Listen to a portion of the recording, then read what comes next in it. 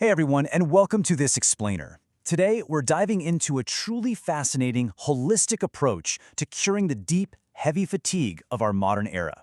If you've ever felt completely drained by the relentless pace of today's world, that feeling of just being utterly depleted, you are absolutely in the right place. We're going to look at some unique insights derived from a collection of spiritual readings, and we're going to extract a highly practical guide to reclaiming your energy. All right, let's just dive right into it. But before we get to the solutions, we really have to ask ourselves a fundamental question. Why do so many of us feel completely drained, despite living in times of unprecedented convenience? We don't have to go out and hunt for our food or build our own shelters from scratch, yet we are constantly burned out. What is actually going on here? Well, the source text points out something pretty crucial. Look, cities are amazing, right? They are incredible hubs of culture and connection, but they're also engines of immense, totally unnatural psychological stress. We're living in this dense information age, just constantly bombarded by data, concrete, and the nonstop pressure of complex urban living. It's like a giant, overwhelming puzzle. Honestly, our brains and bodies were simply not built to process this much constant stimulation without a serious counterbalance. And that is exactly what we are going to unpack today. By examining Chapter 3 of these spiritual readings, which is brilliantly titled Health Methods for Modern People, we are going to uncover a highly practical, surprisingly direct map for managing this very specific type of modern burnout. It's not just some abstract theory, it's basically a survival manual for the modern city. So here's our roadmap. We'll be looking at 3 core pillars. Number 1, physical vitality. 2, reconnecting with nature. And 3, cultivating a spring-like mind. Let's jump straight into Pillar 1, physical vitality. You see, the most immediate, glaring physical casualty of our information age lifestyle is a critical lack of physical movement. Modern urban living has almost entirely stripped natural movement out of our daily routines. We sit at our desks, we commute in cars or on trains, and then we go home and relax on the couch. The text argues that this creates a profound, actually dangerous imbalance. Think about it. Our minds are hyperactive and stressed to the max, but our bodies are completely sedentary. We are overflowing with nervous mental energy, but we're physically stagnant. So, how do we fix this imbalance? Well, the text offers a really specific, actionable solution. The magic number here is 3. We absolutely must commit to dedicating 1 full hour to intense physical exercise 3 times a week. Whether that's playing a sport, going for a vigorous walk, or heading to the gym, the whole key here is consistency. You need 3 hours out of your entire week to physically exhaust the body so it actually matches the exhaustion of your mind. And the return on that investment? It's massive. The source asserts that by securing just these 3 hours of exercise a week, the average person can extend their lifespan by at least 5 years. But it's not just about living a longer life.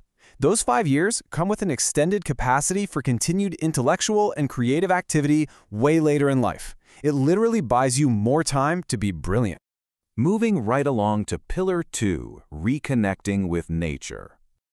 Now, this next pillar takes a highly surprising spiritual perspective on a very common modern ailment. Think about the sudden, widespread rise of hay fever and pollen allergies we've seen in recent decades.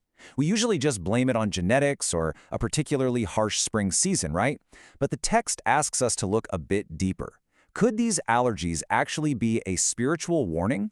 Yeah, the text makes the startling claim that these widespread allergies are actually a spiritual reaction. It describes them as a warning from nature spirits, specifically mentioning spirits that dwell in cedar trees and forests, directed right at humanity. The source explains that because modern humans are so deeply immersed in this artificial, concrete civilization, we've destroyed the environment and just completely forgotten our gratitude for the natural world. The physical irritation of the allergy, it's framed as a literal wake-up call from nature. This perfectly illustrates the core philosophy of the text. There's this great quote, "When people lived in harmony with great nature, there was no such thing as hay fever." Now, whether you take this literally or metaphorically, the lesson is incredibly clear. To truly heal our modern bodies, we have to step outside the concrete jungle and intentionally rebuild a mindset of deep daily gratitude for the natural world around us. We really have to remember where we came from. Which brings us to Pillar 3. A spring-like mind. Our final pillar focuses entirely on how our internal thoughts directly sculpt our external health, and it uses this beautiful seasonal metaphor to explain human vitality. On one side, we have the winter mindset, This is a psychological state of feeling lonely, dwelling on the past, and basically preparing to wither. The source warns that this mindset rapidly accelerates physical aging. But on the flip side, we have the spring-like mindset. This is a vibrant, uplifting state of mind characterized by cheerfulness, hope, and the feeling that you are constantly blooming no matter what your chronological age says. So how do you actually maintain this youthful heart? The source offers some incredibly specific practical advice here. First, it literally recommends dressing 5 to 10 years younger than your actual age. It's a way to radically shift your self-image and prevent your mind from aging in. Second, it encourages maintaining a real sense of romance and passion in your life, noting that this actually boosts your hormonal vitality. And finally, it urges us to never stop learning, pursue new hobbies, and continuously study spiritual truths to heal yourself from the inside out. Basically, whatever you do, don't let your curiosity retire. So, bringing it all together, the crucial point we've learned from this explainer is this. Surviving and thriving in the information age isn't just about taking a magic pill or going on some quick fad diet. It's a balancing act. It requires us to actively balance our physical bodies through disciplined exercise, to deeply respect and show gratitude to our natural environment, and to stubbornly refuse to let our minds wither into that winter state. True health is the harmony of all three. I really want to leave you with this final thought today.